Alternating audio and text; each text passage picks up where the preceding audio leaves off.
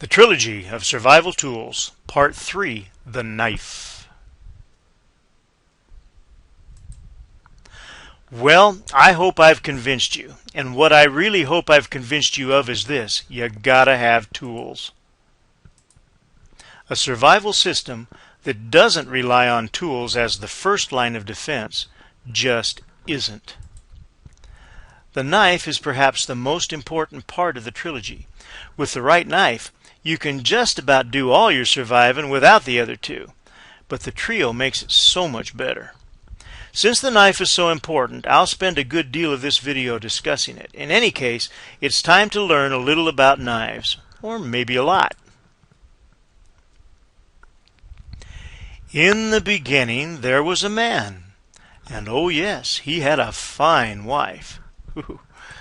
But alas, and surely alack, he had not a knife. What was this hairy bugger to do? He had not to cut, but only to chew.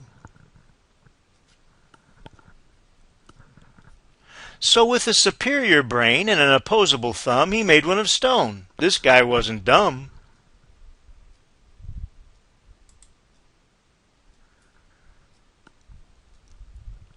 This part of the video is designed to give you a basic understanding of the knife, its basic configurations, makers, and uses. It is not intended to be the entire history of metallurgy. Now that's a bit of a joke, as I once had a friend who knew something about metallurgy. I asked him a simple question about copper plating, and his response was, "Let me give you the history of metallurgy," and began to do so. Ever since, when someone tries to tell me more than I want to know, he pops back into my head.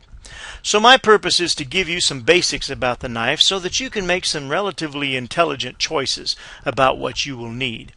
There is much that can be learned about knives, many different styles of blades and grinds. There are also vast differences of opinion as to the best of each. In all my lessons, I will simply share with you what I know and what works for me. The bottom line is, what will work for you? Remember, there's more than one way to skin a cat. Ooh, that's an ugly cat. Is a good man without a knife really a good man? This was the question asked by a popular knife manufacturer at a recent trade show. Now, they're trying to sell knives, but it does make a point. If you don't have a knife in your pocket right now, maybe you will when you get through with this video.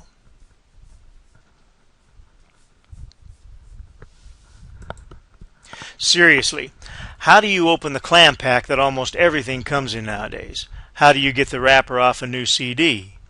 How do you accomplish the 5 or 6 other tasks that I seem to have to perform almost daily without a knife?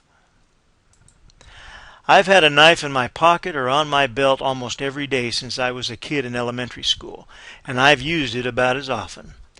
As I recall, no self-respecting boy-type kid would run around without his trusty pocket knife. It was a sign of his manhood.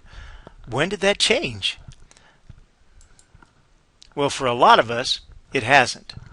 I feel reassured when I see that little clip hanging out of the pockets of so many guys. But there's a whole bunch of you that seem to have been listening to the mamas and not the papas. With the times that are coming, you better change that tune.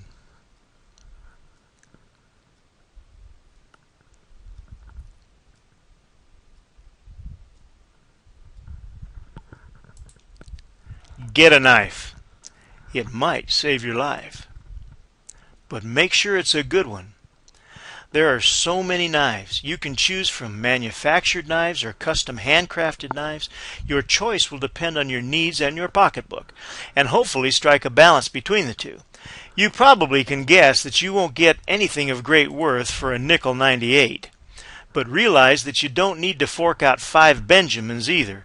Now that's $500 in case in this economy you haven't seen a $100 bill lately. Get the best you can. You can trade up when you get richer.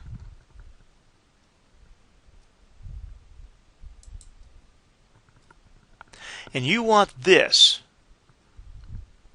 and not this. This should not happen to you. Your knife is your most important tool. That knife over there isn't much good now. A proper survival knife should be able to take all you can give it and come back for more.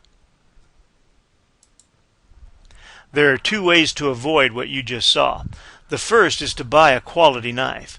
The second is don't unnecessarily abuse it. Even a good knife has its limitations. That broken knife that you saw happened to be a good one, but it was abused. To ensure that you invest in a quality knife, buy from a reputable manufacturer and look for the Made in the USA stamp on the blade. But that little Swiss Army job over there is a great knife as well. It's made in Switzerland. Here are some brands that I rely on. Kershaw, K-Bar, Gerber, Buck, Opinel, Case, Cold Steel, and Victorinox.